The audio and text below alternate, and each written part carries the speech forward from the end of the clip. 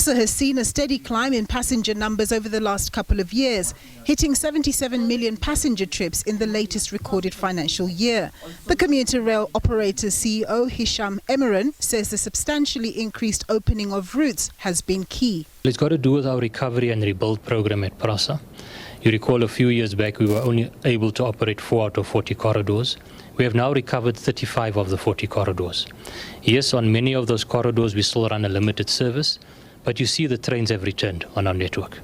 Not only that, you see we've now introduced the new modern trains on more than 80% of our network. The only province that we still need to bring the blue trains to is the Eastern Cape in East London and Gqeberha.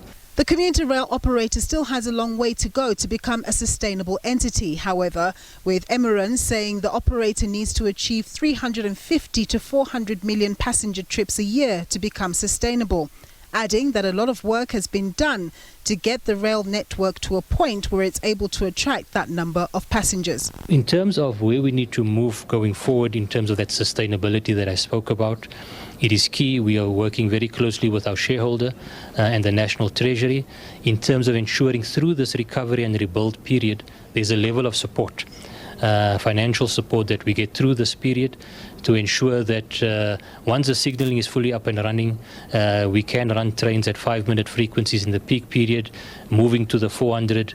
The Minister has set 600 million passenger trips by 2030.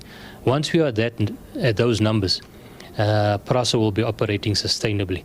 PRASA noted that it spent over 21 billion rand in capital expenditure in the period under review, indicating that it now had just under 300 of its latest blue locomotives delivered as at the end of March 2025. The CEO says significant amounts were spent on safety and security, which he says has been at the centre of PRASA's turnaround strategy. If one looks at our recovery and rebuild program, it was underpinned by an integrated security strategy. Phase 1 of that strategy was to increase the boots on the ground. We are now moving into phase 2, and there are some elements already that we've rolled out, and that is rolling out technology.